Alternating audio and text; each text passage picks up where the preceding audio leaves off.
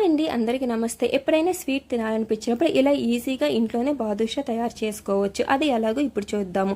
ఏం లేదండి, 2 కప్పుల మైదా పిండి తీసుకొని దాంట్లోనే సోడా అలాగే సాల్ట్ కొంచెం నెయ్యి వేసి బాగా కలుపుకుందాము. కొంచెం వాటర్ వేసి చపాతీ పిండిలా కలుపుకొని పక్కన పెట్టుకుందాము.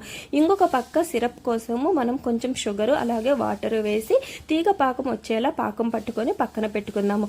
ఆ తర్వాత ముందుగా కలిపి పెట్టుకున్న మైదా పిండిని బాదుషా లాగా చిన్న చిన్న ఉండలు చేసుకొని ఇలా మధ్యలో హోల్ పెట్టుకుంటే మనకు బాదుషా షేప్ వస్తుంది. వీటిలన్నింటినీ ఆయిల్లో వేసి డీప్ ఫ్రై చేసుకుందాము. గోల్డెన్ కలర్ వచ్చేదాకా డీప్ ఫ్రై చేసుకొని పక్కన పెట్టుకుందాము.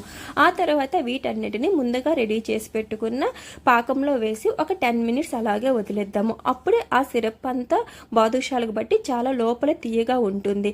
ఒకసారి ఈ పద్ధతిలో మీరు కూడా బాదుషాలు తయారు చేసి అవి ఎలా వచ్చాయి అనేది కామెంట్స్ రూపంలో తెలపండి. వీడియో నచ్చినట్లయితే లైక్ చేసి షేర్ చేసి అలాగే ఈ ఛానల్ని సబ్స్క్రైబ్